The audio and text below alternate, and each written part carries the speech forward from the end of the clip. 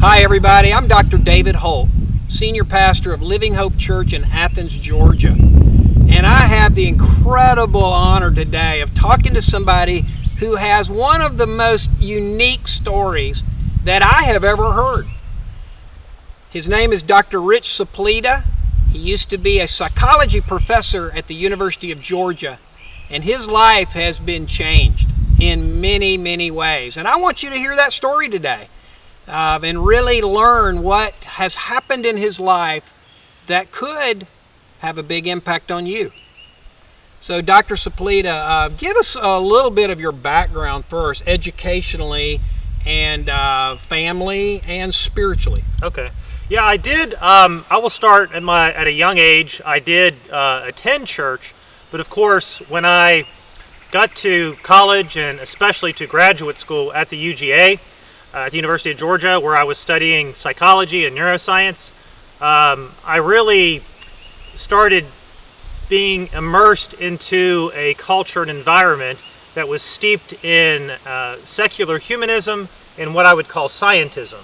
And this is the belief that science, at least in theory, can explain everything. If you want to know the real answers about how the universe works, from galaxies down to the human brain, well, then you need to go and consult the scientist, because that's the person that can give you absolute truth on any subject.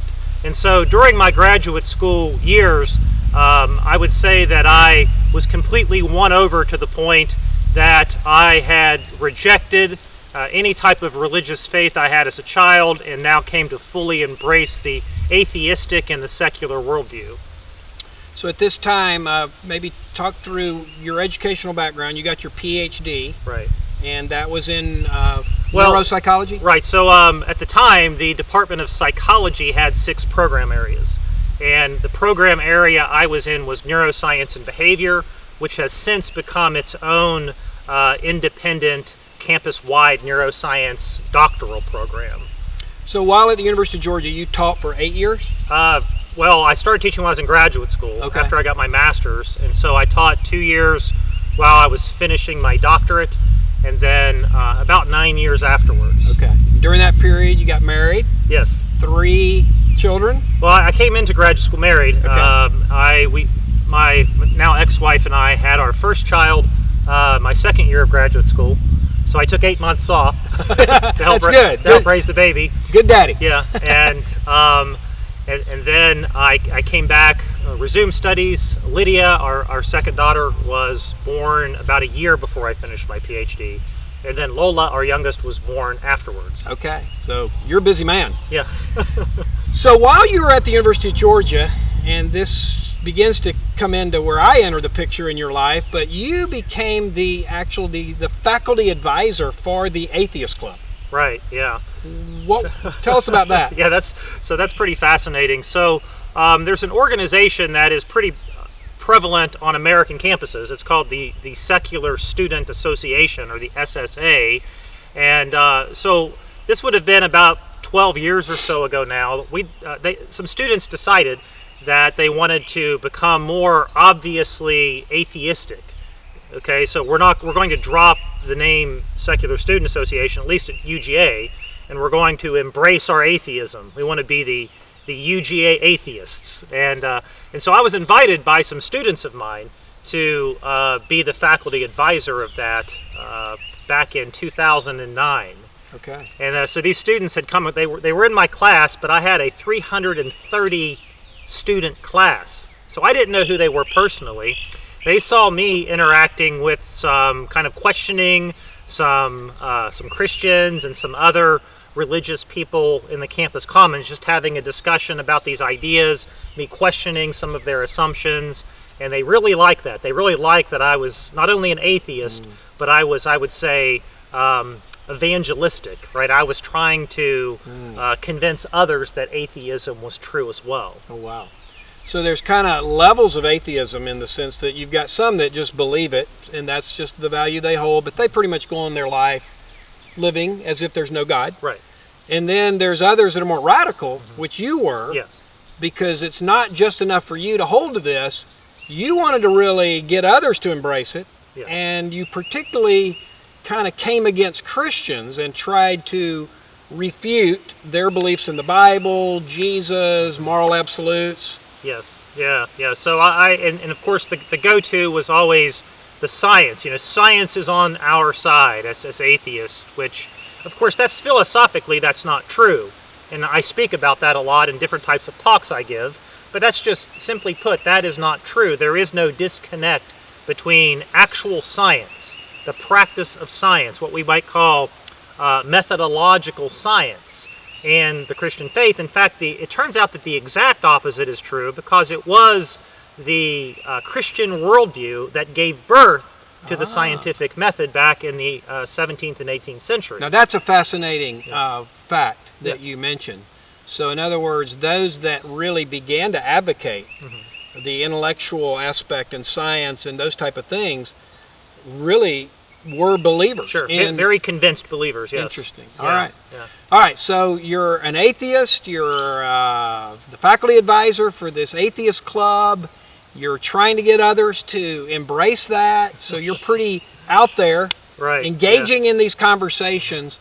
So walk us through what changed, Rich. What happened that began to challenge those views and make you reconsider? Okay, yeah, great question. So I would say that the atheistic worldview never fully sat well with me. There was always something in the back of my mind that seemed a little bit off. That I knew, I don't know how to describe it, in my core being, in my innermost person, that there was some higher purpose. That the universe, the earth, human life, our relationships are not just stardust, right?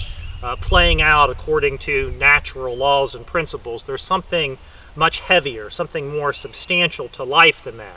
But see, when I was really committed to the ideology of atheism, I did what the Bible said. I suppressed the truth, right? I pushed it down. It's like, well, I had these questions, but I'm thinking, well, I must just be wrong about that because science provides the answers. I was committed to that.